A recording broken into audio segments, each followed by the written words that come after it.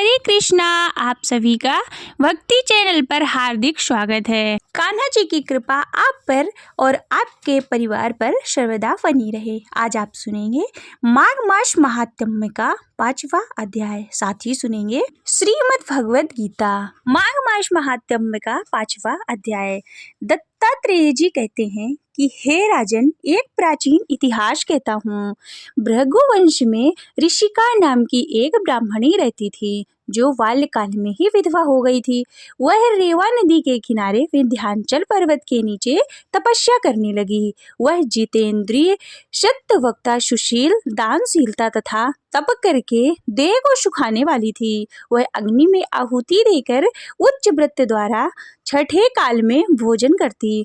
वह वल्कल धारण करती और संतोष से अपना जीवन व्यतीत करती थी।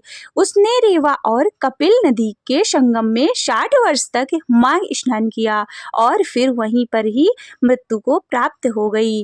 माघ स्नान के फल से वह दिव्य 4000 वर्ष तक विष्णुलोक में वास करके शुंड और उपशुंड दैत्यों का नाश करने के लिए ब्रह्मा द्वारा तिलोत्तमा नाम की अप्सरा के रूप में ब्रह्मलोक में उत्पन्न हुई। वह अत्यंत रूपवती, गान विद्या में अति प्रवीण तथा मुकुट कुंडल से शोभायमान थी। उसका रूप, यौवन और सौंदर्य देखकर ब्रह्मा भी चकित हो गए। वह तिलोत्तमा रेवा नदी के पवित्र जल में स्नान करके वन में बैठी थी। तब शुंड व उपशुंड के सैनिकों ने चंद्रमा के समान रूपवती को देखकर अपने राजा शुंड और उपशुंड से उसके रूप की शोभा का वर्णन किया और कहने लगे कि कामदेव को लज्जित करने वाली ऐसी परम सुंदरी हमने कभी नहीं देखी। आप भी चलकर देखें। तब वह दोनों मदिरा के पात्र को रखकर वहां पर आए जहां पर वह सुंदरी बैठी हुई थी और मदिरा के पान विह्वल होकर काम क्रीड़ा से पीड़ित हुए और दोनों ही आपस में उस स्त्री रत्न को प्राप्त करने के लिए विवादग्रस्त हुए और फिर आपस में ही युद्ध करते हुए वहीं समाप्त हो गए। उन दोनों का मरा हुआ मुंह देखकर उनके सैनिकों ने बड़ा कोलाहल मचाया। तब तिलोत्तमा काल रात्रि के समान उनको पर्वत से गिराती हुई दशों दिशाओं में प्रकाशवान करती हुई आकाश में चली गई और देव कार्य सिद्ध करके ब्रह्मा के सामने आई तो ब्रह्मा जी प्रसन्नता से कहा कि हे चंद्रवती, मैंने तुमको सूर्य के रथ पर स्थान दिया है। जब तक आकाश में सूर्य स्थित है, नाना प्रकार के भोगों को भोगो। सो हे राजन, वह ब्राह्मणी अब भी सूर्य के रथ पर माघ मास स्नान के उत्तम भोगों को भोग रही है। इसलिए श्रद्धावान पुरुषों को उत्तम गति पाने के लिए यत्न के साथ माघ मास में विधि पूर्वक स्नान करना चाहिए। आज के लिए बस इतना ही। माघ मास महात्म्य का 6वां अध्याय आप आगे के वीडियो में श्रवण करेंगे। अब सुनिए श्रीमद् भगवद गीता। गीता में भगवान श्री कृष्ण ने रणभूमि में अर्जुन को जो ज्ञान दिया था वह गीता में बताया गया है। गीता में कुल 18 अध्याय हैं और उन सभी अध्यायों का अपना अलग अलग महत्व है। आइए जानते हैं गीता के पहले अध्याय का महत्व। श्री गीता उपनिषदों का सार है। महाभारत युद्ध के समय रणभूमि में भगवान श्री कृष्ण ने अर्जुन को जो जो ज्ञान दिया था वह गीता में बताया गया है। गीता में ऐसी बहुत सी बातें हैं जो मनुष्य को जीवन की कई कठिनाइयों को आसान बनाती हैं। इतना ही नहीं, गीता पढ़ने पर मनुष्य को बहुत सी नई जानकारियां भी मिलती हैं। साथ ही हर अध्याय के निमित्त पाठ का अपना लाभ और अलग महत्व होता है। भगवान शिव ने देवी पार्वती को गीता के पहले अध्याय के पाठ का महत्व जो बताया है वही यहाँ आपके लिए प्रस्तुत है। लेकिन गीता के पहले अध्याय के महत्व को जानने से पहले ये जान लीजिए कि श्रीमद् भगवद गीता के प्रथम अध्याय की खास बातें। गीता के पहले अध्याय का नाम अर्जुन विषाद योग है। इस अध्याय में कुरुक्षेत्र के मैदान में उपस्थित बंधुओं और संबंधियों को सामने देखकर अर्जुन के मन में उठे विषाद और मन स्थिति का वर्णन किया गया है, जिसे संजय धृतराष्ट्र को बताते हैं। श्रीमद् भगवद गीता के प्रथम अध्याय का महत्व। एक समय पार्वती जी ने पूछा कि हे महादेव जी, किस ज्ञान और बल पर संसार के सब लोग आपको शिव कहकर पूजते हैं। मृगछाला ओढ़े और अपने सभी अंगों में शमशान की विभूति लगाए हुए, गले में सर्प और नरमुंडों की माला पहने हुए, इनमें से तो कोई भी पवित्र नहीं है, फिर भी आप किस ज्ञान से पवित्र माने जाते हैं? तब महादेव ने उत्तर दिया कि हे प्रिय सुनो, मैं गीता ज्ञान को अपने हृदय में धारण करने से पवित्र माना जाता हूँ। इस ज्ञान से मुझे बाहर के कर्म नहीं व्यापते। तब पार्वती जी ने कहा कि हे भगवान, जिस गीता ज्ञान की आप ऐसी स्तुति करते हैं, उसके श्रवण करने से कोई कृतार्थ भी हुआ है? महादेव ने उत्तर देते हुए कहा कि इस ज्ञान को सुनकर बहुत से जीव कृतार्थ हुए हैं और आगे भी होंगे। मैं तुम्हें एक पुरातन कथा कहता हूँ, तुम ध्यान से सुनो। एक समय पाताल लोक में शेष नाग की शैया पर श्री हरि नारायण जी नयन मूंद कर आनंद में मग्न थे। उस वक्त भगवान के चरण दबाते हुए लक्ष्मी जी ने पूछा कि हे प्रभु, निंद्रा और आलस तो उन पुरुषों को व्यापता है जो जीव तामसी होते हैं, फिर आप तो तीनों गुणों में अतीत हो, आप तो वासुदेव हो, आप जो नेत्र मूंद रहे हो, इसमें मुझे बड़ा आश्चर्य है। नारद जी ने उत्तर दिया और कहा कि हे लक्ष्मी, मुझको निंद्रा आलस नहीं व्यापता है। एक शब्द रूप जो श्रीमद् भगवद गीता है, उसमें जो ज्ञान है उसके उसके आकार रूप हैं और यह गीता शब्द रूप अवतार है। इस गीता में यह अंग और 5 अध्याय मेरे मुख हैं, 10 अध्याय मेरी भुजा है, 16वां अध्याय मेरा हृदय और मन और मेरा उदर है, 17वां अध्याय मेरी जगह है, 18वां अध्याय मेरे चरण है। गीता श्लोक में ही नाड़ियां हैं और जो गीता के अक्षर हैं वह मेरा रोम रोम है। ऐसा मेरा शब्द रूपी जो गीता ज्ञान है, उसी के अर्थ मैं हृदय में विचार करता हूँ और जो बहुत आनंद प्राप्त होते हैं। लक्ष्मी जी बोली कि श्री नारायण जी, जब श्री गीता जी का इतना ज्ञान है तो उसको सुनकर कोई जीव कृतार्थ भी हुआ है, सो मुझसे कहो। तब श्री नारायण जी ने कहा कि हे लक्ष्मी, गीता ज्ञान को सुनकर बहुत से जीव कृतार्थ हुए हैं, सो तुम श्रवण करो। एक व्यक्ति था जो चंडालों के कर्म करता था और तेल नमक का व्यापार करता था। उसने एक बकरी पाली। एक दिन वह बकरी चराने के लिए वन में गया और वृक्ष के पत्ते तोड़ने लगा। वहां उसे एक सांप ने डस लिया, जिससे वह तुरंत मर गया। मरने के बाद उसने बहुत से नरक भोगे और फिर उसका जन्म बैल के रूप में हुआ। उस बैल को एक भिक्षुक ने मोल लिया। वह भिक्षुक उस पर चढ़कर सारा दिन मांगता और फिर जो कुछ भी भिक्षा मांग कर लाता तो वह उसे अपने परिवार के साथ मिलकर खाता और वह बैल सारी रात द्वार पर खड़ा रहता। उसके खाने पीने का कोई भी ख्याल नहीं करता था और सुबह होते ही वह बैल पर चढ़कर फिर मांगने निकल जाता। जब बहुत दिन हो गए तो वह बैल भूख से गिर गया, लेकिन उसके प्राण नहीं निकले। नगर के लोगों ने देखा और उस बैल को कोई तीर्थ का फल दे तो कोई व्रत का फल दे, तब भी उस बैल के प्राण नहीं छूटे। एक दिन गणिका आई। उसने लोगों से पूछा, यहाँ कैसी भीड़ है? तो उन्होंने कहा कि इसके प्राण नहीं निकलते, अनेक पुण्यों का फल दे रहे हैं तो भी इसकी मुक्ति नहीं होती। तब गणिका ने कहा कि जो मैंने कर्म किया है उसका फल मैंने इस बैल को दिया है। इतना कहते ही बैल की मुक्ति हो गई। तब बैल ने एक ब्राह्मण के घर जन्म लिया। पिता ने उसका नाम सुशर्मा रखा। उसके पिता ने उसे पढ़ाया लिखाया। उसको अपने पिछले जन्म की सुध थी। उसने एक दिन मन में विचार किया कि जिस गणिका ने मुझे बैल की योनि से छुड़ाया था उसका दर्शन करूं।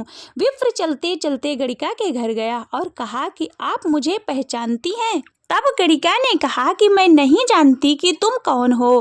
तब उसने कहा कि मैं वही बैल हूँ जिसको आपने अपने पुण्य दिए थे। तब मैं बैल की योनि से छूटा था। अब मैं विप्र के घर जन्मा हूँ। आप अपना पुण्य हमें बताएं। गणिका ने कहा कि मैंने अपने जाने तो कोई पुण्य नहीं किया, परंतु मेरे घर एक तोता है। वह रोज सवेरे कुछ पढ़ता है। मैं उसका वाक्य सुनाती हूँ। उस पुण्य का फल मैंने तुझे दे दिया। तब विप्र ने तोते से पूछा कि तू सवेरे क्या पढ़ता है? तोते ने कहा, मैं पिछले जन्म में विप्र का पुत्र था। मेरे पिता ने मुझे गीता के पहले अध्याय का पाठ सुनाया करते थे। एक दिन मैंने गुरु से कहा कि मुझको आपने क्या पढ़ाया? तब गुरु जी ने मुझे शाप दे दिया कि तू तोता बन जा। उसके बाद से मैं तोता बन गया। एक दिन बहेलिया मुझे पकड़ कर ले आया और एक विप्र ने मुझे मोल ले लिया। वह विप्र भी अपने पुत्र को गीता का पाठ सिखाता था। तब मैंने भी यह गीता का पाठ सीख लिया। उसी दिन विप्र के घर में चोर घुस गए। उन्हें धन प्राप्त तो नहीं हुआ, लेकिन वह मेरा पिंजरा उठा ले आए। उसकी यह गणिका मित्र थी और वह मुझे उसके पास ले आए। सो मैं नित्य प्रातः गीता जी के पहले अध्याय का पाठ करता हूँ, जिससे यह गणिका सुनती है और इस गणिका को समझ में नहीं आती कि मैं क्या पढ़ता हूँ। यही इस गणिका ने तेरे निमित्त दिया था। वह श्री गीता जी के पहले अध्याय का फल था। तब विप्र ने कहा कि हे तोते, तू भी विप्र है, मेरे आशीर्वाद से तेरा कल्याण हो। सो हे लक्ष्मी। विप्र के इतना कहते ही वह तोता भी मुक्त को प्राप्त हो गया। तब गणिका ने बुरे कर्म को छोड़कर भले कर्म ग्रहण किए और नित्य स्नान करके श्री गीता जी के प्रथम अध्याय का पाठ करना शुरू कर दिया, जिससे उसकी भी मृत्यु हो गई। ऐसा गीता के प्रथम अध्याय के पाठ का महत्व है। अथ श्री प्रथमो अध्याय है। धृतराष्ट्र बोले कि हे संजय, धर्म भूमि कुरुक्षेत्र में एकत्रित युद्ध की इच्छा वाले मेरे पांडु के पुत्रों ने क्या किया? संजय बोले, उस समय राजा दुर्योधन ने व्यूह रचना युक्त पांडवों की सेना को देखकर और द्रोणाचार्य के पास जाकर यह वचन कहा, हे आचार्य, आपके बुद्धिमान शिष्य द्रुपद पुत्र धृष्टद्युम्न के द्वारा व्यूहाकार खड़ी हुई है। पांडु पुत्रों की इस बड़ी भारी सेना को देखिए। इस सेना में बड़े बड़े धनुष वाले तथा युद्ध में भीम और अर्जुन के समान शूरवीर, सात्विक और विराट तथा महारथी राजा द्रुपद, धृष्टकेतु और चेकितान तथा बलवान काशीराज, पुरोजित, भोज और मनुष्यों में श्रेष्ठ शैव्य पराक्रमी युधामन्यु तथा बलवान उत्तमौजा, सुभद्रा पुत्र अभिमन्यु और द्रौपदी के पांचों पुत्र, ये सभी महारथी हैं। हे ब्राह्मण श्रेष्ठ, अपने पक्ष में भी जो प्रधान हैं उनको आप समझ लीजिए।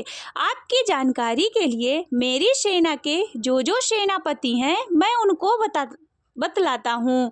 आप द्रोणाचार्य और पितामह भीष्म तथा कर्ण और संग्राम विजयी कृपाचार्य तथा वैसे ही अश्वत्थामा, विकर्ण और सोमदत्त का पुत्र भूरिश्रवा और भी मेरे लिए जीवन की आशा त्याग देने वाले बहुत से शूरवीर, अनेक प्रकार के अस्त्रों शस्त्रों से सुसज्जित और सबके सब युद्ध में चतुर हैं। भीष्म पितामह द्वारा रक्षित हमारी यह सेना सब प्रकार से अजेय है और भीम द्वारा रक्षित इन लोगों की यह सेना जीतने में सुगम है। इसलिए सब मोर्चों पर अपनी अपनी जगह स्थिति रखते हुए आप लोग सभी निसंदेह भीष्म पितामह की सब ओर से रक्षा करें। संजय बोले, कौरवों में वृद्ध बड़े प्रतापी पितामह भीष्म ने उस दुर्योधन के हृदय में हर्ष उत्पन्न करते हुए उच्च स्वर से सिंह की दहाड़ के समान गरज कर शंख बजाया। इसके पश्चात शंख और नगाड़े तथा ढोल, मृदंग और नरसिंगे आदि बाजे एक साथ ही बज उठे। उनका यह शब्द बड़ा भयंकर हुआ। इसके अनंतर सफेद घोड़ों से युक्त उत्तम रथ में बैठे हुए श्री कृष्ण महाराज और अर्जुन ने अलौकिक शंख बजाए। श्री कृष्ण महाराज ने पांचजन्य नामक अर्जुन ने देवदत्त नामक और भयानक कर्म वाले भीमसेन ने पौंड्र नामक महाशंख बजाया। कुंती पुत्र राजा युधिष्ठिर ने अनंत विजय नामक और नकुल तथा सहदेव ने सुसोग और मणिपुष्पक नामक शंख बजाए। श्रेष्ठ धनुष वाले काशीराज और महारथी शिखंडी और दृष्ट द्रुम्न तथा राजा विराट और अजय सात्विक राजा द्रुपद और द्रौपदी के पांचों पुत्र और बड़ी भुजा वाले सुभद्रा पुत्र अर्जुन, इन सभी ने हे राजन सब ओर से अलग अलग शंख बजाए और उस पर भयानक शब्द ने आकाश और पृथ्वी को भी गूंजाते हुए धार्तराष्ट्रों के अर्थात आपके पक्ष वालों के हृदय विदीर्ण कर दिए। हे राजन, इसके बाद कपिध्वज अर्जुन ने मोर्चा बांधकर डटे हुए धृतराष्ट्र संबंधियों को देखकर उस पर शस्त्र चलाने की तैयारी के समय धनुष उठाकर हरिकेश श्री कृष्ण महाराज से ये वचन कहा कि हे अच्युत, मेरे रथ को दोनों सेनाओं के बीच में खड़ा कीजिए और जब तक कि मैं कुरुक्ष युद्ध क्षेत्र में डटे हुए युद्ध के अभिलाषी इन विपक्षी योद्धाओं को भली प्रकार देख न लूं, तो इस युद्ध रूप व्यापार में मुझे किन किन के साथ युद्ध करना योग्य है तब तक उसे वहां खड़ा रखिए। दुर्बुद्धि दुर्योधन का युद्ध में हित चाहने वाले जो ये राजा लोग इस सेना में आए हैं, उन युद्ध करने वालों को मैं देखूंगा। संजय बोले कि हे धृतराष्ट्र, अर्जुन द्वारा इस प्रकार कहे हुए महाराज श्री कृष्ण ने दोनों सेनाओं के बीच में भीष्म और द्रोणाचार्य के सामने तथा संपूर्ण राजाओं के सामने उत्तम रथ को खड़ा करके इस प्रकार कहा कि हे पार्थ, युद्ध के लिए जुटे हुए इन कौरवों को देख। इसके बाद प्रतापपुत्र अर्जुन ने उन दोनों सेनाओं में स्थित ताऊ चाचों और दादों परदादों को, गुरुओं को, मामाओं को, भाइयों को, पुत्रों को, पौत्रों तथा मित्रों और ससुर को, सुहृदों को भी देखा। उन उपस्थिति संपूर्ण बंधुओं को देखकर वे कुंती पुत्र अर्जुन अत्यंत करुणा से युक्त होकर शोक करते हुए यह वचन बोले कि हे श्री कृष्ण, युद्ध रूप में डटे हुए युद्ध के अभिलाषी इस स्वजन समुदाय को देखकर मेरे अंग शिथिल हुए जा रहे हैं और मुख सूखा जा रहा है तथा मेरे शरीर में कंपन और रोमांच हो रहा है। हाथ में गांडीव धनुष गिर रहा है और त्वचा भी बहुत जल रही है तथा मेरा मन भ्रमित हो रहा है, इसलिए मैं खड़ा रहने में भी समर्थ नहीं हूँ। हे केशव, मैं लक्षणों को भी विपरीत देख सकता हूँ तथा युद्ध में स्वजन समुदाय को मारकर कल्याण भी देखता हूँ। हे कृष्ण, मैं न तो विजय चाहता और न राज्य तथा सुखों को। हे गोविंद, हमें ऐसा राज्य से क्या प्रयोजन है अथवा ऐसे भोगों और ऐसे जीवन से क्या लाभ है। हमें जिनके लिए राज्य भोग और सुखादि अभीष्ट हैं, वे ही सब धन और जीवन की आशा को त्याग कर युद्ध में खड़े हैं। गुरुजन, ताऊ, चाचे, लड़के और उसी प्रकार दादे, मामे, ससुर, पौत्र तथा सभी और भी संबंधी लोग, हे मधुसूदन, मुझे मारने पर भी अथवा तीनों लोक के राज्य के लिए भी मैं इन सबको मारना नहीं चाहता। पृथ्वी के लिए तो कहना ही क्या है। हे जनार्दन, धृतराष्ट्र के पुत्रों को मारकर हमें क्या प्रसन्नता होगी। इन आतताइयों को तो मारकर तो हमें पाप ही लगेगा। अतएव हे माधव, अपने ही वांधव धृतराष्ट्र के पुत्रों को मारने के लिए हम योग्य नहीं हैं, क्योंकि अपने ही कुटुंब को मारकर हम कैसे सुखी होंगे। यद्यपि लोभ से भ्रष्ट चित्त हुए ये लोग कुल के नाश से उत्पन्न दोष को और मित्रों से विरोध करने में पाप को नहीं देखते, तो हे जनार्दन, कुल के नाश से उत्पन्न दोष और जानने वाले हम लोगों को इस पाप से हटने के लिए क्यों नहीं विचार करना चाहिए। कुल के नाश से सनातन कुल धर्म नष्ट हो जाते हैं और धर्म के नाश के लिए जो जाने पर संपूर्ण कुल में पाप भी फैल जाता है। हे कृष्ण, पाप से अधिक बढ़ जाने से कुल की स्त्रियां अत्यंत दूषित हो जाती हैं। हे वैष्णेय, स्त्रियों के दूषित हो जाने पर वर्ण संकर उत्पन्न होते हैं। वर्ण संकर कुल घातियों को और कुल को नरक में ले जाने के लिए ही होता है। लुप्त हुई पिंड और जल की क्रियाओं क्रिया वाले अर्थात श्राद्ध और तर्पण से वंचित इनके पितृलोक भी अधोगति को प्राप्त होते हैं। इस वर्ण संकर कारक दोषों से कुल घातियों के सनातन कुल धर्म और जाति धर्म को नष्ट हो जाते हैं। हे जनार्दन, जिनका कुल नष्ट हो गया हो ऐसे मनुष्य को अनिश्चित काल तक नरक में वास होता है, ऐसा हम सुनते आए हैं। हाँ शोक, हम लोग बुद्धिमान होकर भी महान पाप करने को तैयार हो गए, जो राज्य और सुख के लोभ से स्वजनों को मारने के लिए उद्यम हो गए हैं। यदि मुझ शस्त्र रहित और सामना न करने वाले को शस्त्र हाथ में लिए हुए धृतराष्ट्र के पुत्र रण में मार डालें तो वह मरना भी मेरे लिए अधिक कल्याणकारक होगा। संजय बोले कि रणभूमि में शोक से उद्गित मन वाले अर्जुन इस प्रकार कहकर वाण सहित धनुष को त्याग कर रथ के पिछले भाग में बैठ गए।